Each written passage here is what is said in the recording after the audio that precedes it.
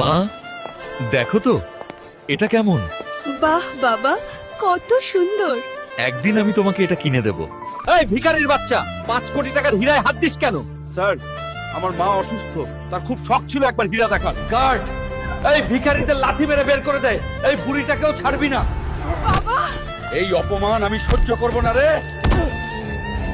Manager, দেখে নিস তুই, এই প্রতিশোধ আমি নেবই।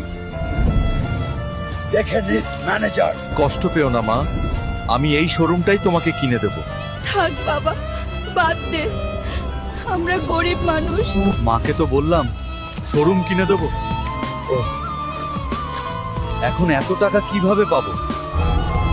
আমাজন জঙ্গলের ভিতর আগুন দানবের কাছে একটি হীরা রয়েছে, যে আনতে পারবে সে পাবে 1 কোটি টাকা পুরস্কার।